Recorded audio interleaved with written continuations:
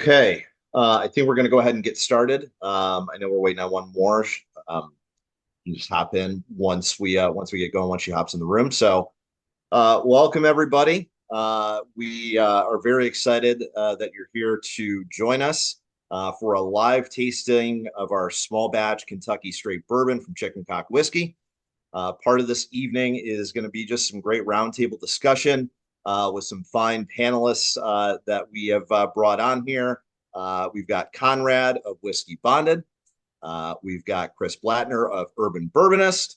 And we've got Amanda. I don't want to mispronounce it. Is it Colum? Almost. Cologne. Colum. Okay, got it. Yep. Thank you. Thank you.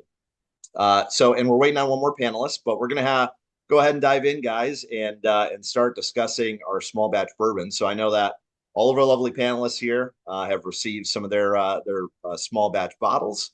Looks like Tracy just joined us. Tracy, welcome, welcome. So we're diving in real quick. So yeah, all of you should have received bottles of our Kentucky Straight Bourbon, the small batch. Awesome. I see that box there, Tracy. And excited to dive in. So, guys, the reason why we wanted to kind of create a small batch bourbon, was because the true intention to small batch whiskey kind of got lost somewhere in the weeds. In the early 1990s, the small batch category kind of came in and started to become a household name within the whiskey industry and other categories too. You even see candles that say small batch on them and stuff like that now. And the original intention of that was to take a small amount of barrels resting in your rickhouse that had the best flavor qualities and complexity and blend them together to create a truly small batch, great batch of whiskey. Somewhere along the way, that art got lost, and that's because there are no parameters. I'm not sure if you know this or not, but there's no parameters around what makes a small batch. You can make it from 2 barrels, or you can make it from 200. And so what we wanted to do was get back to the true intention. So if you look at that front label on our small batch Kentucky Straight Bourbon, you're going to see two numbers on the bottom right there. That top number is going to tell you what batch you have. And then that bottom number is going to tell you how many barrels we put into that batch. So not only are we making a true small batch whiskey, we are being transparent about what's going into every bottle. So my batch personally I have here in front of me is batch 8. We made that from just 10 barrels. Most of these batches are made from 15 or less. And that's by design, right? We want to seclude as many of those amazing barrels within our rickhouse to blend them together. In addition to that, if you're familiar with our Blue Label Kentucky Straight Bourbon, which is one of our best sellers, that's 90 proof. So this small batch right here in your hands is 100 proof. And we'll dive into it, and of course, kind of go around and see what everybody thinks. But if you're familiar with that Blue Label bourbon, when you crank up the proof to just 100 and you make this from an even smaller amount of barrels, in my opinion, the viscosity, the finish length, and the flavors are amplified. So I would love to start diving in and start having some discussion around this great release and this great whiskey, guys. I truly was blown away by how much 10 proof points and making it from a small batch can do. My batch, Will, is only 6 barrels. I think that might be all. Yeah, mine is 6 as well. Batch 15. Same, batch 15, yes. All right. So I I'm got loving the batch fruitiness. 7. Ooh, Take a little different one from you guys. I've I had this love one for that. a little bit. I'm loving the fruitiness on this. Mm. Yeah, absolutely. Nectarines, apples, Mm. citrus, yeah. Mm. A lot I of get some citrus nice, on like, the stone nose. fruit. Yeah.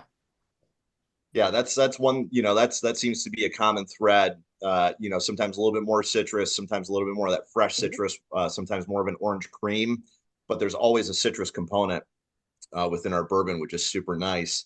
And I've tried many cocktails now with our small batch too, and that citrus component really works so well in every cocktail I've had. Is it okay if we ask Nashville? Yeah, of course. Yeah, we Sorry. use a mash bill of 70% corn, 21% rye, Okay. and 9% malted barley. Yeah.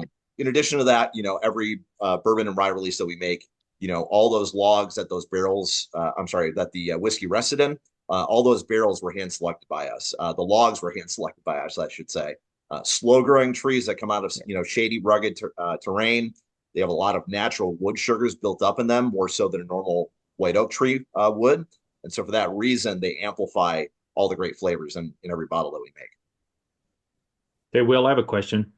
I noticed somewhere online when I was looking at the small batch that there was some indication of rickhouse floor or such. Are you guys pulling these from a consistent area of a consistent rickhouse, or is it you just looking in just general areas looking for something special? No, great question. The key to blending whiskey a lot of times is to pull barrels that have those varying dynamics, right? So uh, pretty much the majority of the barrels that we're putting into these batches are coming from the fifth and seventh floor. Maybe not particularly a specific rick house, but generally between those floors. And the trick there, right, is that you're going to have this sort of like center cut barrels or barrels that are kind of in that mid range in the rick house, and then those ones that are all the way up on that top floor. So you're going to have barrels that have more oak presence, baking spice, all those kind of dominant flavors really get saturated with that oak presence. And then those ones that are a little bit lower, some of those flavors are going to be a little bit more softened. You're going to find more sweeter notes, more of those fruits, and everything like that. So when you blend those two together, like I said, it just makes a phenomenal product, in my opinion. And again, it's really cool to taste all the different batches as well, because there may be some more minute differences than others, but each one should be unique as well for this reason.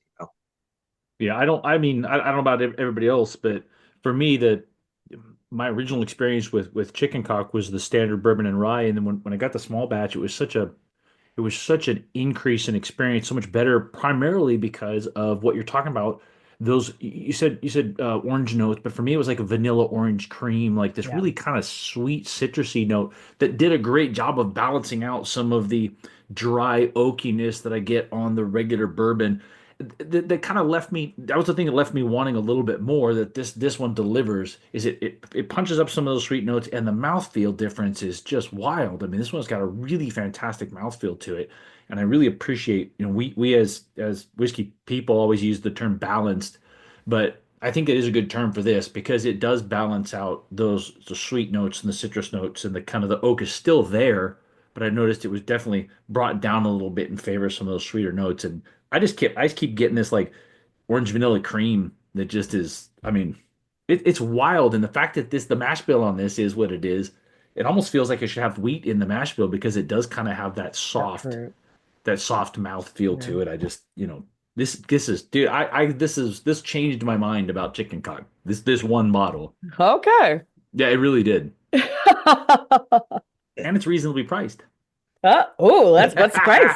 Yeah. I don't know what retail is on it, but I did notice that it's not much more than the standard. I mean, Will, you have to That's speak to what awesome. the retail is, but not much more Yeah. than the standard. No. In most markets, you can find small batch for just $10 more on the shelf Oh yeah, than that's our. great. Yeah. What? So yeah, you're getting extra proof. Yeah. You're getting because our blue label bourbon is typically made from 42 to 60 barrels. So Okay. it does show you that we have scaled down significantly to create each of these batches from our normal, product. So yeah, that's awesome, Conrad. Great feedback. And like I said, I echo those words. I was really blown away by how much of an improvement in drinking experience neat that small batch delivered on. So well, that's awesome.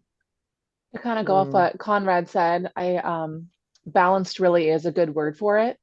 It has a nice sweetness that's not overwhelming in some of those things that would be like if you're thinking of finished whiskeys that have like a crazy sweet finish. This one is not finished, of course, but it has a really nice sweetness that balances super well with like the slight oakiness and that citrus note. At the end, I get a lot of dried apricot, yeah. and I think that's a really fun note to kind of round it all out. So overall, especially the price point you said, it's really, really nice. Yeah. Yeah. Thank you, Amanda. Yeah, that's apricot is one that peeks out to me in our bourbon Uh, quite often too, and I love it. I absolutely love it. just a fresh tartness about apricot. Like, so that's why I think that's really an enchanting note to find. Like, I love Mm, that. enchanting note. I love that. I love that. Yeah, great. Chris, you Um, got some thoughts, or Tracy, you had some thoughts? well, I actually have more questions. Yeah. Hey. So Yeah. honestly, I might have missed it. I'm sorry, guys, for being late. I was trying to be healthy and work out. No, it's great. Working out is good. So I actually would love to know a bit more about what is the actual process for chicken cock. Mhm. So like what is your entry proof, any fermentation, like all of the nerdy non I don't know if anybody else wants that, but I love that. Yeah, If that's okay. absolutely. Yeah, All right. 100%. Happy to dive into that. So all of our whiskey is made in collaboration with Bardstown Bourbon Company. Okay, great. We struck up a collaborative distillation program with them in 2017. Laid our first barrels down in 2018. So yeah, we've got bourbon that's going to be cresting 7 years in the Rick House this year, which Amazing. is exciting. Um, but yeah, in terms of our mash bill, kind of already went over that 70-21-9 on that. Hand selected American white oak logs, medium plus toast and level 3 Right. char to each of those. Yeah, in terms of distillation and all that stuff, all takes place at Bardstown. Great. And it is a true collaborative partnership as well. We pick the fermentation, or I'm sorry, the yeast strain, the cooking times, temperatures, all that stuff we've got oversight for. So I'm not sure if you were looking for anything more specific beyond that, but that's kind of how we operate. And like I said, everything gets distilled, maturated, blended at Bardstown. Curious about your entry proof, only because that does Oh, impact. yeah, 125. Great. No, I don't think a lot of people realize how Bardstown's kind of set that up to be collaborative. Like they Mhm. want people to come in and create their own recipes and do their own thing. Like they've got this amazing, highly technologically like advanced distillery, but they really want other people to do something unique and different on it. So I thank you for sharing that with us, and I hope that other people understand that it really is something where they want you to make all your choices. They have all those different levers they can pull, and you get to make ones just for you. So. Yeah, it's truly a wonderful partnership. They are world class partner for us, and just do amazing things. And we've got nothing but appreciation for them. And it is true, that they walk you in the door and in the gift shop, they've got plenty of Bardstown stuff. That's 90% of it, but they also sell their collaboration bottles that they do with other makers, and really just try to make it a whole Kentucky distillery experience rather than just brand in your face all the time, which is Yeah, super cool. Not everybody has to do that by any means. So it's we true. love it. Yeah, awesome. Chris, you had some thoughts on small batch here? Yeah, I think, something that stands out for me with this whiskey is that I just keep thinking of this as like and I don't get this a lot in a lot of whiskeys. This is like just kind of like it's hard to describe, but like a lively Mm. whiskey. It's just kind of like, it just kind of is bright and dances on your palate, and it reminds me specifically of another brand that I'm very fond of, which I won't mention since this is a chicken cock thing. But this is the first time I've had the small batch. I've had plenty of the blue label, which I really like, but Yeah, me too.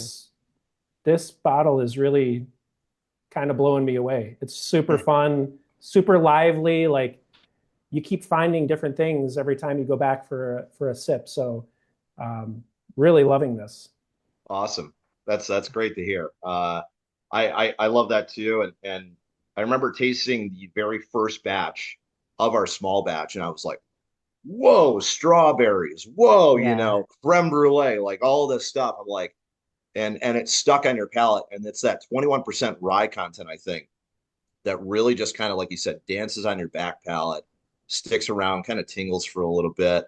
There's that oak, there's a sweetness, it's just so well rounded, and not in a way that leaves you going, it's one note or it's soft or anything. It's complex, and it just it leaves you kind of sitting there tasting everything for a while. So I love the amount of finish time on this. I think it again just 10 proof points, right? And making it from a smaller amount of barrels, and you get all of this amazing, long lasting flavor.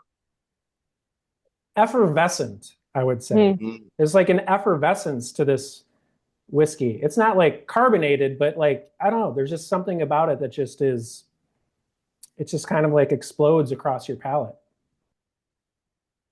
I So, Not agree. to be yeah. cheesy, I'll say it kind of it's like something you'd want to drink in the spring. It's like very Mm. bright, it's very approachable. It has so many notes, like you were saying in that mash bill, that give you so many different varieties, different flavor components.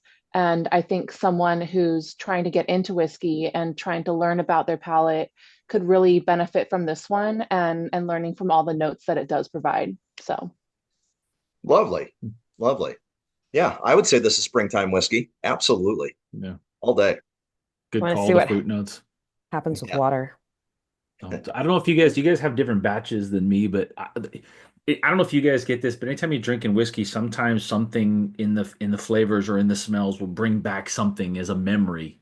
You know, you'll remember something, and for this, for me, when it hits the palate, the first thing you get is honey, and it's just one of those things that dominates for me. If it's there, it just hits really fast. But the butterscotch, like the hard butterscotch candies and the plain ass cellophane wrappers, you know, from when you're a kid that everybody's grandma's got. I keep getting that, and I love it when there's something on the whiskey that brings you to something else. You know what I mean? Your senses are so tied to memory, your sense of smell and sense of taste. So I don't know if you guys are getting that on your batch, if that's a common tasting note on these, but because I think I have a different one than you guys, but it really just keeps coming back every time I take a sip of it. I definitely feel like I've got vanillas and caramels coming now. It wasn't the first, like it was definitely much more fruit forward, but now we're starting to get a little bit more of those base warming notes. I feel like I don't know. I'm not getting as much of butterscotch, but that must be a batch thing. See, Maybe. yeah, that's the amazing thing is that, like I Yeah. said, because these are made from such a small amount of barrels, that every single batch is going to be like almost like a single barrel, right? It's and maybe not to that extreme, but you're going to find maybe Conrad's batch, right? Use those different amount of barrels, and therefore he's tasting things that you aren't, and vice versa, which is just really really cool in my opinion. I mean, I don't know of another consistent small batch product out there where you can reach for the bottle and have it taste just a little bit different than the last or the next, and that's exciting, because you're going to find, yeah, some of these batches are more on that oak and spicy side. Some of those are more on that fruity and sweet side. Hmm. Yep. Are you guys getting a lot of variation in is it variations on a theme, or are you just going with individual small batches? I mean, if I get a bunch of these different batches, are we going to get a consistency in that mouthfeel, a consistency in the bright fruit notes? Are we going to get kind of that same sense, or could it be a completely different, you know, like vintage, like wines, where you could get a completely different experience? Yeah, again, I don't want to sit here and say that it's on the extreme spectrum of you're going to pick up a bottle of small batch one day, finish it, go get another, and it's going to taste completely different from what you expected. That's not the case at all. Consistency in our quality and in our flavor profile and what people expect is always something we got to deliver on. But in terms of the amplified flavors that you're going to taste, just again, some of these batches are going to have more varying flavors than others, right? So you may be tasting butterscotch, but Tracy isn't.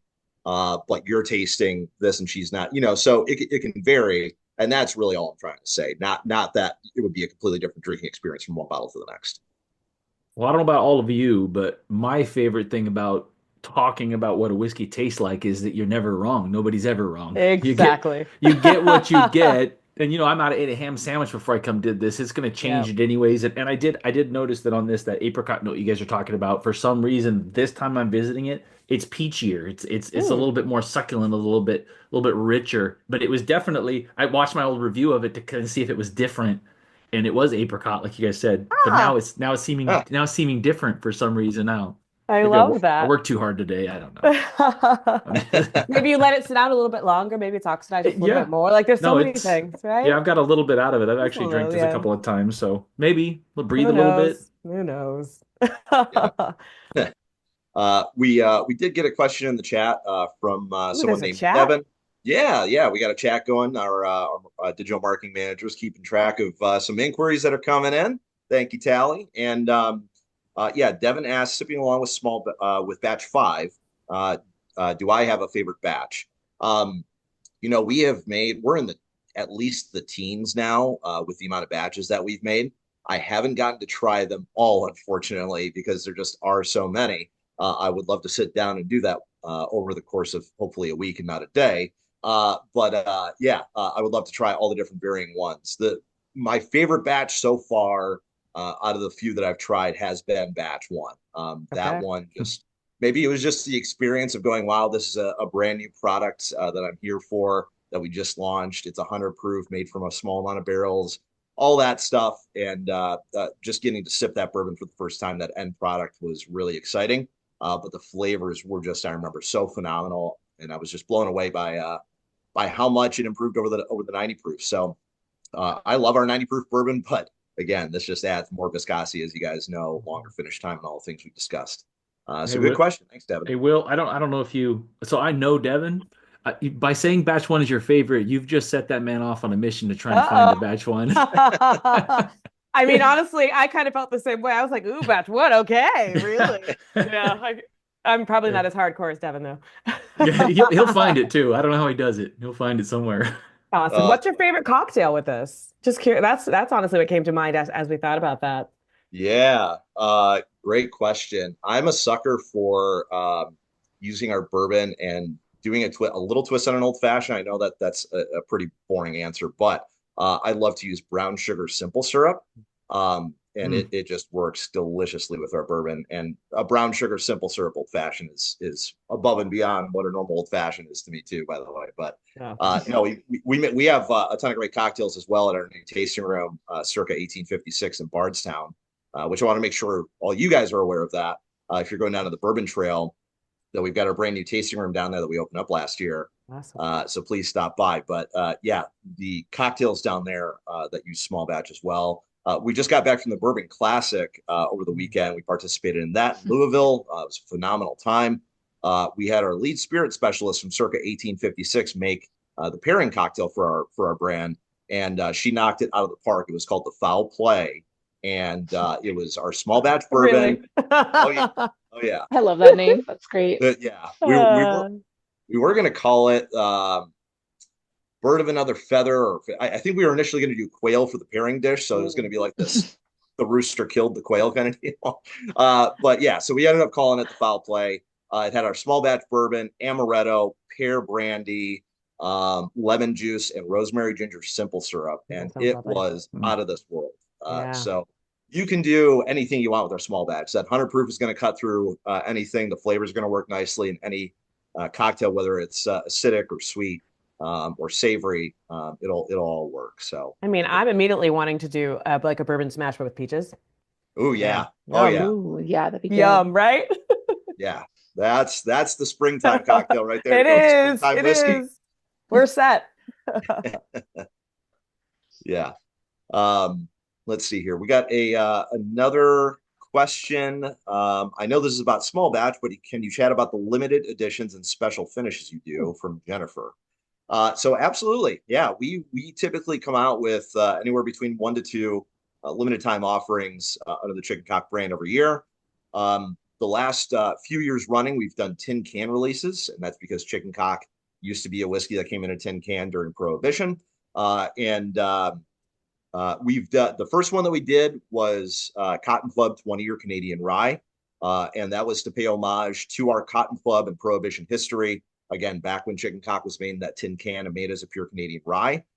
So that was a super fun one to do.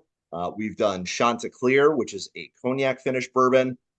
Spent 4 months in cognac barrels. It's 112 proof. It's probably one of my favorite LTOs we've ever done.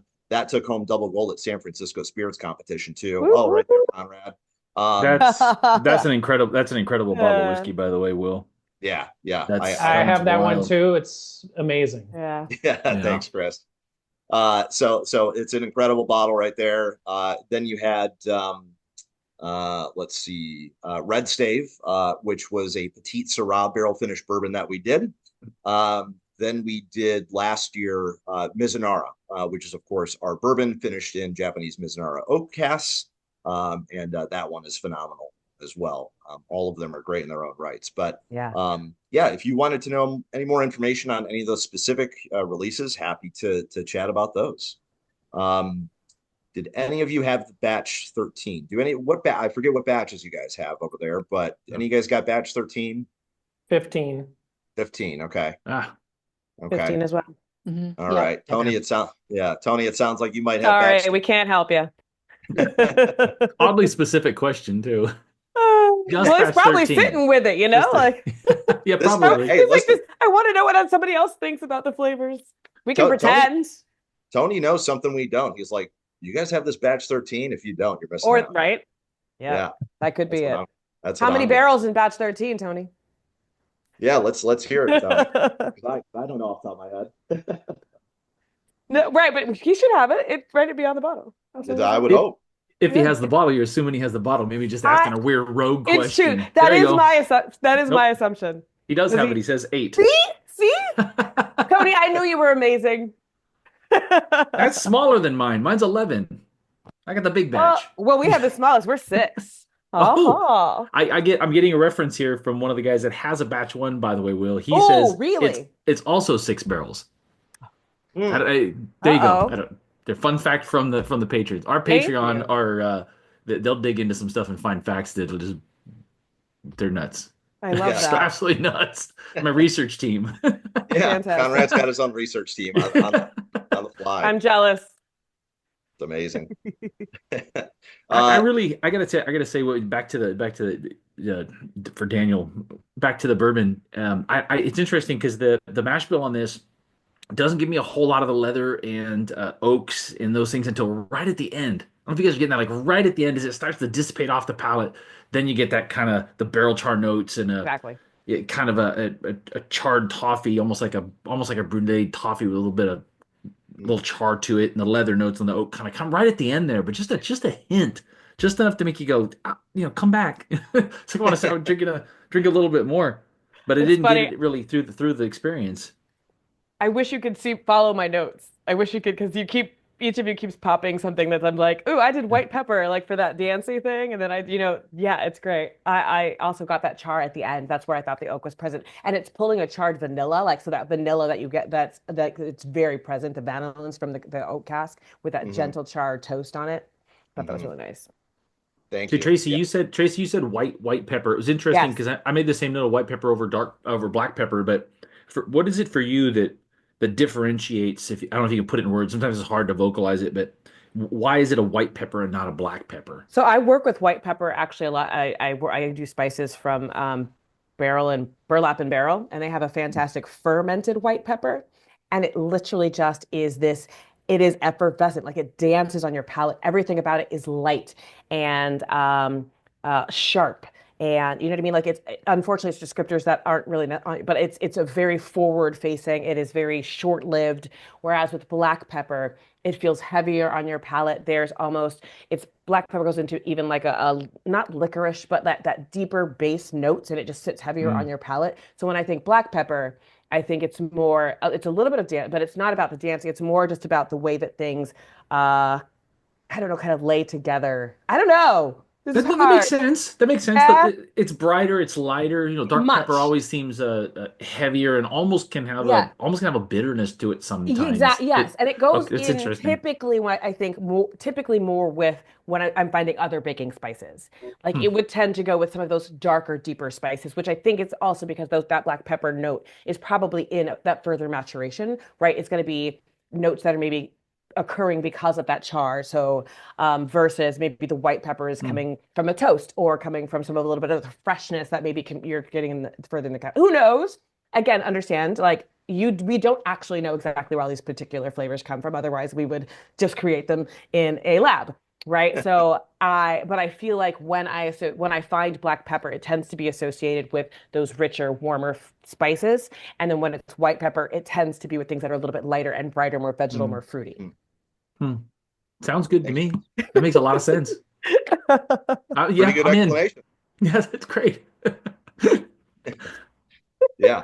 Yeah, that's great. I see what you mean though. It's like this mid palate hmm almost would trick you for yeah, it's like a tingling, but it's not as heavy as like a black It's not pepper an would lay on. ethanol spice. It's not a heat. It's Nope. little tingle. Yeah. Yeah, absolutely.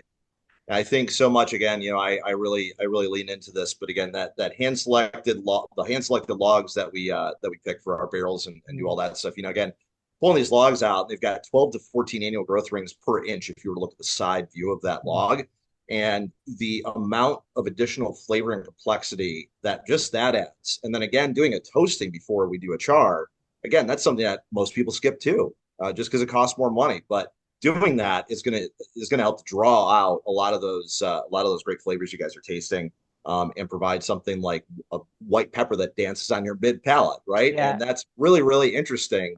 And all these notes just really just help to validate the fact that small batch is just such a winner in so many aspects from flavor on down. But Hey, Will, so you brought up, this is going to be a weird tangent, but you brought up the rings in the wood, and one of the things I'd never really talked about is my grandfather was a lumber inspector, so he spent a lot of time Wow.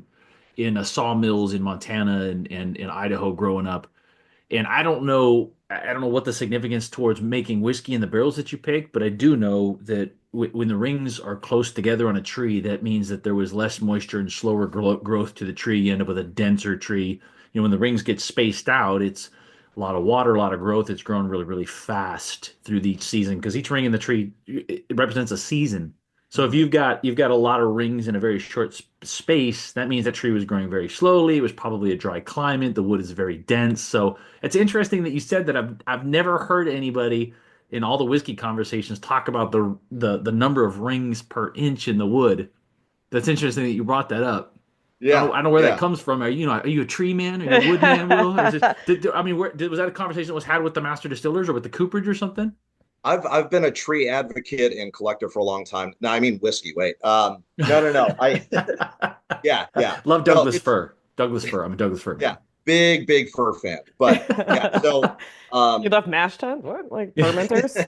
Like, give me a but no, fermenter all day. yeah. Sorry. But yeah, it's super interesting, Conrad. Yeah, because I don't think people really would even think about the fact that maybe we're going to want to select a slow growing tree versus a normal tree to make your barrels out of, but it is so advantageous to do that. And yes, exactly to your point. I mean, these are being pulled out of shady, rocky, rugged areas where they are growing slowly. And again, cooperages and stuff like that do that, but it's seldom that you find a brand that is that's part of the standard for making the whiskey. So it really has aided us in providing an amazing product in every bottle. From hand selecting that wood, toasting it, seasoning it, all that stuff. 70% of your flavor is coming from that barrel. So why not? Why wouldn't you Yeah. put as much care as possible into that process? All right, question for you, maturation maven. How long is it seasoned? Is it air seasoned or kiln seasoning? What you doing? What you got? Air season for 9 to 12 months. That's great. Okay. Yeah. Thank you. Yep. So the advantage Right. there, you air season wood versus kiln drying. Kiln drying is just going to be more of an industrial sort of drying warehouse. And naturally air seasoning it, it's going to be open to the climate, the sunshine, the rain, the dirt, all that stuff, and that's going to help your wood open up more naturally over time, and it's going to rid the wood of natural compounds you don't want in whiskey too. So that's another step that we take to make sure that the barrel is on the up and up. Yeah, and there are some places that do like very little actual outdoor seasoning, so it creates almost green flavors within your whiskey, and so that outdoor maturation is actually really important. So air seasoning. I got to be Yeah. honest, Will. I thought she had a gotcha moment there. I was nervous for you. She asked the Oh, question. I'm like, oh my God, Will's not going to know this nah. answer. No, He he was. nailed it. He I nailed only it. asked because he talked that much about the wood. I was like, he's got to know this because I heard him say season. I don't worry. I was setting him up for that. I was setting him up. I got one though. I got one. And you may not know this is a weird question. I just Ooh, thought, here we okay. go. Were you trying to trick him? Are we So doing no, no, it? no. I'm just curious if he knows and I'm not going to hold this against you if you don't know the answer to this. But I remember I was talking to a master distiller at another unnamed distillery, and he talked about because of the terroir in the area, how deeply the whiskey would penetrate into the wood, and how that made a difference in the process of their maturation and the flavoring of the whiskey with time, right? It would seem to me, and maybe I'm just not understanding how this works, that the tight ring spacing on the wood would cause the whiskey to not be as able to penetrate into the wood with expanding and tracting of the wood because the wood is denser. I was wondering, like, it seems like those two things rub. Maybe is it just a style? You're aging in Kentucky, I assume, so you're not getting super crazy hot long summers. So just wondering if you kind of know how that intentional style, Yeah, intentional. it's a great question. So yeah, most whiskey producers use pretty standard measures. Level 4 char, white American oak, boom, that's it. It hasn't been hand selected, it's typically not slow growing, and they skip the toast. So those couple of things right there are going to be vitally important. Number one, the air seasoning is going to help the whiskey, all of our whiskey, seep into that barrel further than if you were to do a fast kiln dry or what have you. We're going to be able to maximize the amount of space within that wood that our whiskey is going to be seeping into. And then in addition to that, doing that toasting, to your point, Conrad, because that wood is more dense, because it is slow growing, I would assume that you would have a harder time getting the whiskey to penetrate all the way through. But that's likely why we ended up doing the toasting process to these barrels as well, because by toasting it, you're basically taking a spoonful of sugar and lighting a flame underneath it. It's going to caramelize all those natural wood sugars in that barrel to draw them out. So that way we're not having to depend on the whiskey to seep so far in, even though we're taking up, again, more inches per stave in the end. That makes sense. One of the things I would also assume is that you guys you have to do the full maturation. Like you've got to get into the 4 and the 5 years because it just doesn't show, like the complexity isn't complete. It's not as elegant as it can be at those younger ages. Again, because you don't get as much oxidation, you've got more of that actual surface area that's touching the oak versus allowing the holes to allow So it's why it's so elegant. It's why it's so layered. Like it's beautiful. Thank you, Tracy. Thank you. Yeah. And it's again, we're super proud of the level of care and attention we put into the barrel process. That's something we definitely never want to skip out on talking about, because again, it's so much of the reason why you're tasting so all of almost all of what you're tasting in that glass is from all that attention and care that we're putting into it. So looks like we have a couple more questions. Do more whiskey producers use trees from certain states more than others? I wouldn't say it's typically going to be the whiskey producers. It's typically going to be the cooperages that are feeding the barrels to the whiskey producers who are using them. And they have a variety of places that they get their trees from, anywhere from West Virginia and other states and stuff. But again, there's definitely advantage to when you have a plethora of white oak trees to try and find those rocky, rugged areas. You can get the machinery in there specifically to make whiskey barrels out of. Of course, a lot of these harvesters are picking logs that are going to go to the lumber industry, to the barrel industry, to all these other places. But we had that advantage to hand select the logs. Is there a style of whiskey that Chicken Cock does not currently make that you would like to produce in the future? That's a really good question. We actually have a couple different experimental mash bills being laid down right now. We're not going to be able to unveil those to you for a little bit longer, because whiskey is a waiting game, unfortunately, but it pays off in the end. So yeah, we will have a couple of things. There's everything from 4-grain mash bill, wheated mash bill. There's lots of stuff that we can do. There's also the fact that at our tasting room at circa 1856 in Bardstown, we do have a 30-gallon still out back, which has allowed us to do really cool experimental stuff to launch at the distillery. Again, that's something you're going to have to look forward to in the future. But yes, to answer your question, Penny. What is next for Chicken Cock Whiskey? We'll be back to Bardstown in June and planning visit, tasting, and purchases. What should be on the lookout for? So what is next for us? We're going to have a really cool fan favorite return this spring that we're launching. It's going to be the return of Righteous Blonde, which is our straight rye whiskey that we are going to finish in blonde air beer barrels from our friends at Goodwood Brewing. So we are very much looking forward to that. I'm a humongous fan of our rye whiskey, and to take it and put it in those blonde ale beer barrels. Sorry, that's a tongue twister from Goodwood. Super looking forward to that. And then later on this year, in terms of another product, we will have another limited time offering coming out later this year. Super excited for it. Can't really spill the beans on what that is, but it's gonna invoke a piece of our history that we're very excited to chat about. So I'm very much looking forward to that. And of course, we're going to be showing up at all the great events. Kentucky Bourbon Festival, Bourbon and Beyond, Bar Convent Brooklyn, Portland Cocktail Week. We'll be at a lot of amazing places throughout the year. Right. If you didn't see Bourbon Classic, our presence at Bourbon Classic in Louisville over the weekend, we have an amazing new event asset that we're bringing to out there to a market near you. It is a rideable rooster. So please, if you see that Chicken Cock Whiskey is going to be an event, oh my gosh, Amanda and I did the same thing. you cannot miss it. It does not require tickets. But yes, please make sure you come out and visit that. If you come to Kentucky Bourbon Festival, you'll for sure see it. Did we ever figure out the name? Because I know that they had done a social media poll and they said, what should we name it? Did we ever figure it out? we're still working on it. I think we Okay. compiled a bunch of answers. I know that Tally's got a master list going, so I'm super excited How to many of find those were out. inappropriate?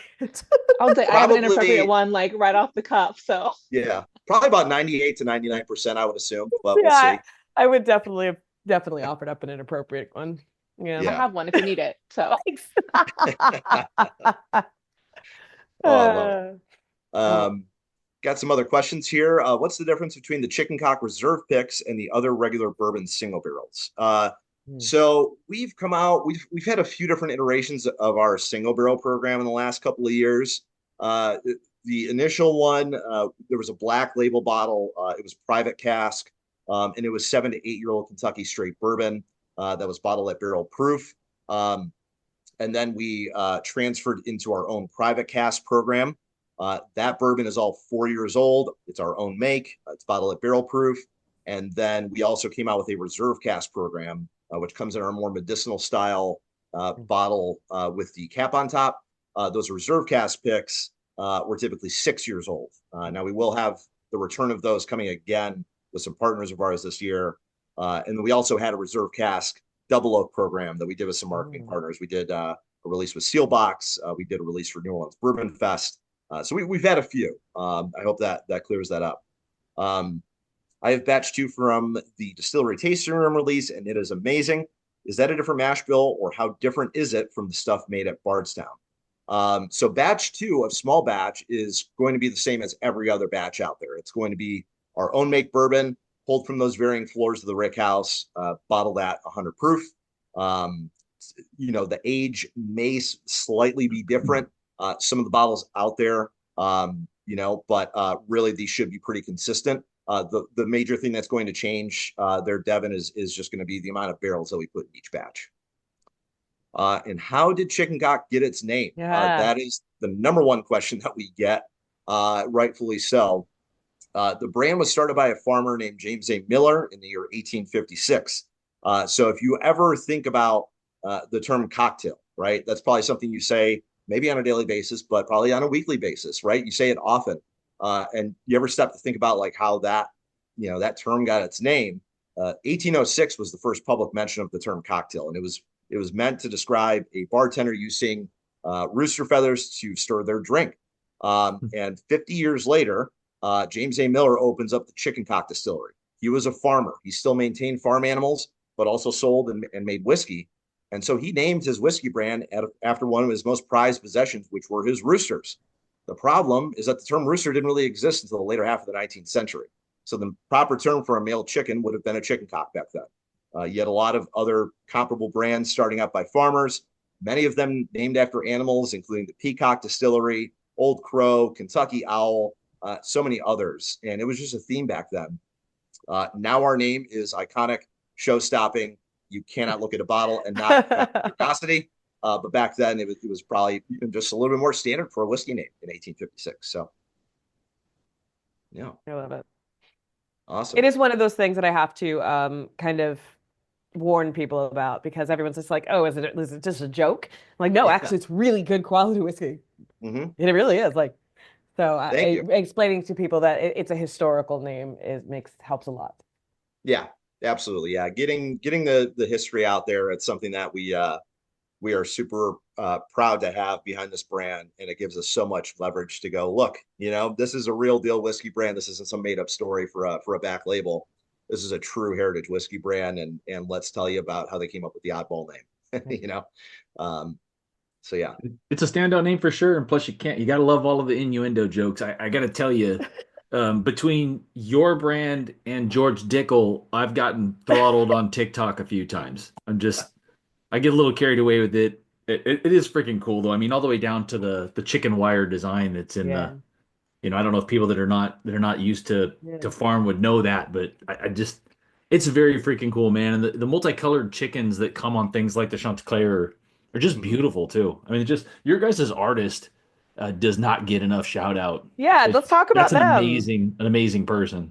No? happy Okay. to shout out our designer. Her name is Allie Curtis, and she is just incredible. All of the logos, the bottle packaging, the tin can designs that we've done, so much stuff at circa 1856. I mean, she has really taken the legendary status of chicken cock, the historical importance of it, and the fact that now we're reviving it in the 21st century, and melded those all together so well to create amazing artwork for us, and we're very proud of all of it. So thank you, Allie. Thanks, Even Allie. just the metallic leaf that's in the labels on the standard, the chicken has got a metallic leaf. On the small batch, some of the copper, Yeah. the different touches around it are metallic leafing. I mean, just a lot of thought put into it, and I appreciate that a lot. I think I probably too often reference how beautiful a bottle is. It's obviously the marketing of it doesn't have anything to do with the taste, but it is part of the experience. And this one having kind of that flask shape to it, just holding it in your hand, it feels different. Yeah, yeah. It stands out in a way, and I think those little touches on top of a delicious product inside it just adds to it and makes it something just a little special. So it's really cool, man. You've definitely Thank you. won me over. Design matters. It does. It Yes, it does. does. Yeah, from It the does. consumer perspective, like that could be the decision between buying a bottle for the first time and bypassing it on the shelves. Yep. And I think it's almost like a happy accident when you just choose a random bottle and it happens to be great whiskey inside. And I know we've all kind of fallen victim to great marketing, but like not as high quality product. And I feel like chicken cock is the opposite. It's great marketing, but it still does provide a really great experience for anybody at any level. So Thank you, Yeah. Amanda. Yeah, That, well that's said. that's great.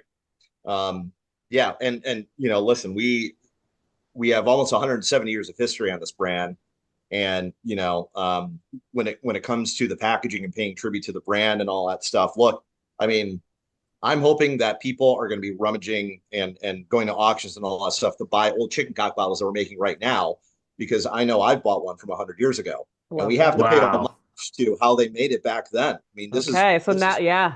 the actual bottle. So it's got the crowing rooster on the back, a little bit hard to Wow. see, chicken wire. It said chicken cock on the front, a crowing rooster. I mean, Cool. all we did was take this pint and bump it up to a 750 milliliter.